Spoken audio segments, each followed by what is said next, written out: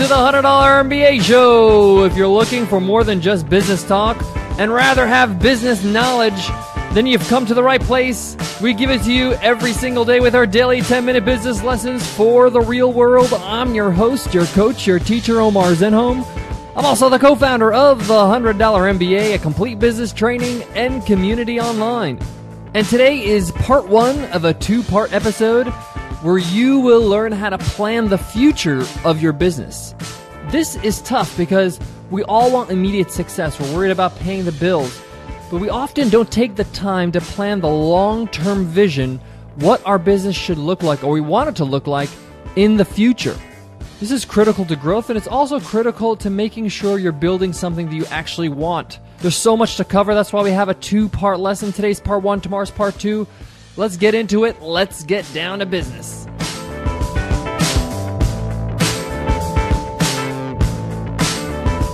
Today's episode of the $100 MBA Show is brought to you by Future Advisor. Think you'll have enough money to retire? Not necessarily. Hidden broker fees and unexpected taxes make your advisor and Uncle Sam richer while you slave away through your 70s. But not with Future Advisor. Future Advisor's Nobel Prize winning strategy helps you retire faster. Just plug in your investments and let Future Advisor take it from there. The whole thing takes 2 minutes. I love Future Advisor because it's so simple to use, and I'm in and out before even my coffee cools down. It literally takes minutes to just manage your account. I love it.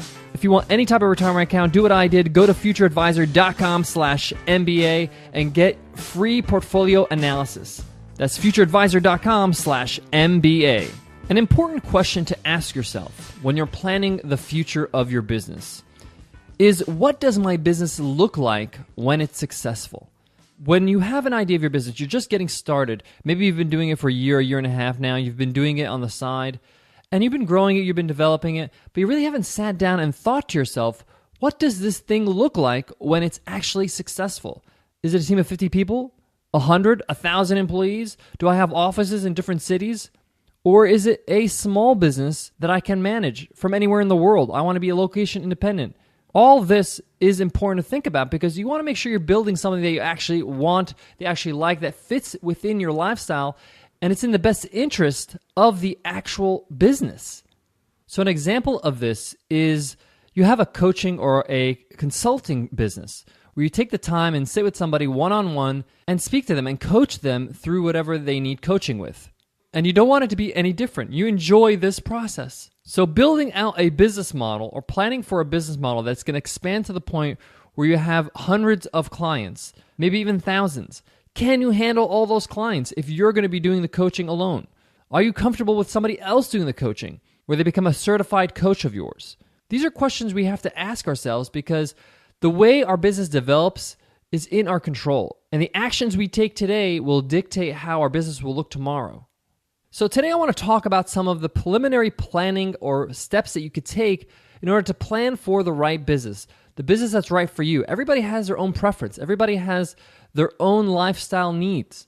I know people that live in middle America and they love where they live. They love their community. They don't want to go anywhere. They're not big travelers. They may travel for here and there for a conference or maybe on vacation once a year, but they're okay with not being location independent because there are people out there that would like to be able to see a new city every month. In both examples, you may have to learn how to delegate and may have to put people in place in your business now in order for it to be what it should be in the future. So let's go through some preliminary planning steps right now so you can start planning the business that you want for the future. Step one is understanding that time is your biggest asset. We all have a limited amount of time and we can't do everything. Let me give you a perfect example, my own example. Nicole and I have this podcast, the $100 MBA Show. We also have another podcast called Webinar Ninja. We both work on this podcast. She does all the production, all the editing, and I'm on the mic. So I do all the content and all the recording. But let's say, for example, I wanted to add another podcast to my business. It's mathematically impossible for me to do that now while maintaining the quality and the consistency of the other podcasts. I just don't have the time. I've dedicated the time I have to creating those podcasts. So you can really feel how time is my biggest asset here. I can't do anything about that. Now, I can buy time, but just not my own time. And this is particularly important when it comes to content creation. If I wanted to create another podcast, and we're actually planning to launch another one in our network, but I won't be doing that podcast. I won't be producing that podcast. We will be managing it, but I won't be doing that podcast. I will not be on the mic. I will not be the teacher of that podcast. I would have to get somebody else to do the work. Somebody else has to use their time in order for us to produce more of that work. Now, this is a decision that we had to make if we wanted to grow. When you want to grow, you're going to have to take somebody else's time other than your own. Now, that might sound like, because you're just adding somebody to your team, or you're growing, or you're hiring, or whatever it is. But it's a fundamental understanding that you can't grow on your own. There's a certain limit to what you could do by yourself. This may mean to you that you need to hire a virtual assistant because you just can't do all the admin work plus do all the content. And that's a very good first step for planning your business, is hiring somebody and learning how to delegate and assign tasks to somebody else and use their time. Now, obviously, this costs money when you're going to hire somebody. So in the beginning of your business, you're going to have to do everything yourself and do as much as you can with your own time until you get to the point where you're making enough revenue to hire somebody else in your team. The second step in planning the future of your business is when you start hiring, you hire with intention. This is something that I learned from Nicole's brother, actually, who works in organizational psychology. And it's the concept of you just don't hire people and just bring in man hours with no intention. You need to look at what areas in your business do you need filling. What do you need to grow your business in the right direction? So say, for example, you need more writers because you want more blog posts out there because you feel if you have more blog posts out there, you'll be able to attract the right customers and grow your business. They need to hire a writer that can fulfill that need. You don't just hire somebody and then say, okay, let's find out what this person can do.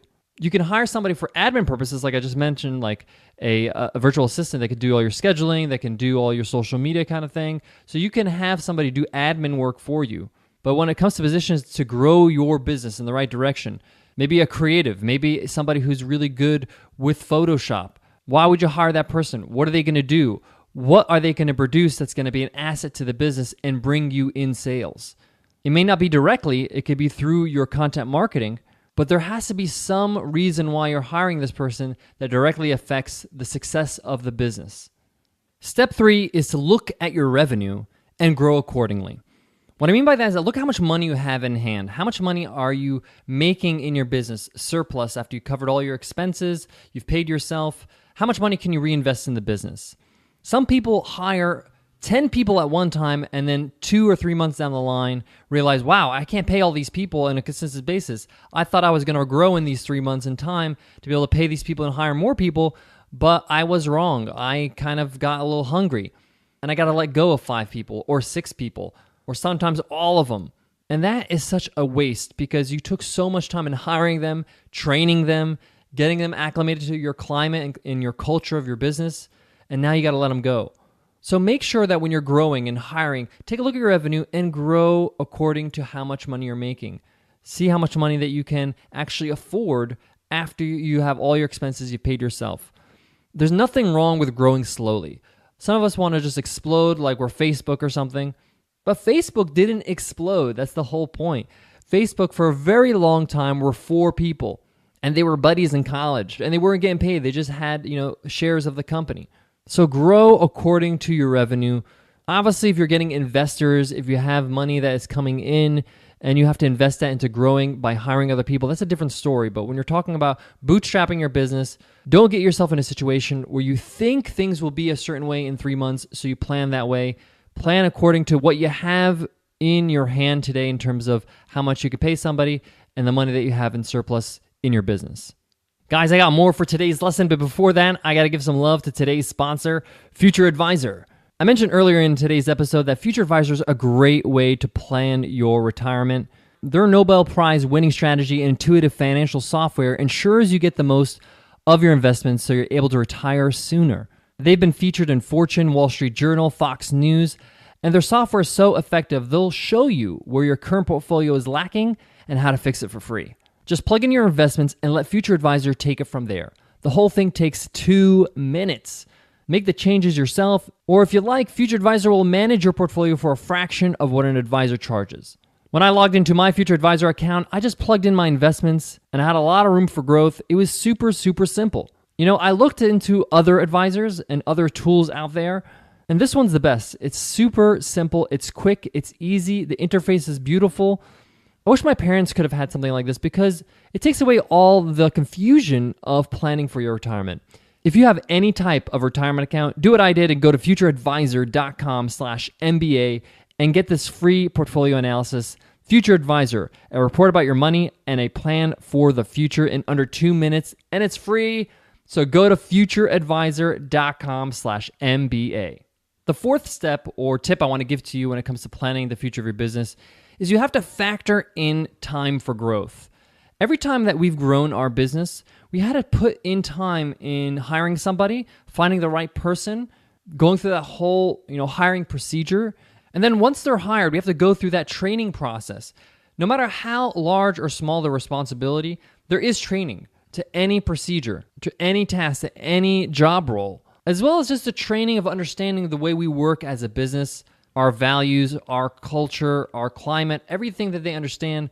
So whatever they put out in the world that comes from our business, they understand the tone it should be in. So make sure that you're not factoring growth in when you're super busy with a launch or you're super busy with something else. Especially when you're first getting started and you're doing your first few hires, make sure you have time to hire somebody, train them, get them up to speed, and then you can work on other things or work on that launch you're working on, because you have to factor in time when you're growing your business, because otherwise people are going to be trained incorrectly and you're going to have to hire and fire all over again, and it's just a horrible cycle. I personally have been through that a few times before, and it's better to just take the time to do it right and then move on and work on your business and then do it again when you have to hire a new person. All right, guys, that wraps up today's lesson. Don't forget, this is only part one of our two-part lesson on how to plan the future of your business. Make sure you tune in tomorrow for part two of this lesson. If you're wondering, what am I going to do right now after this episode's over? Well, if you have some time to spare, we would love for you to give us an iTunes rating and review. By giving us an iTunes rating and review, you really help us grow as a podcast. You help us rank better on iTunes, and it's a way for us to hear from you and hear what you love about the show. And remember, everybody who gives us an iTunes rating and review enters our weekly draw to win a free ride to the $100 MBA Training and Community. Every Friday, somebody wins a free lifetime membership to our community, which is over 180 videos, interviews with experts, workbooks, ask questions anytime, a whole lot more. We'd love to have you inside there. And you could win a free ride. Just drop us an iTunes rating and review, and it could be you. All right, guys, I want to leave you with this. Recently, Nicole and I had to make a decision to let go one of our employees.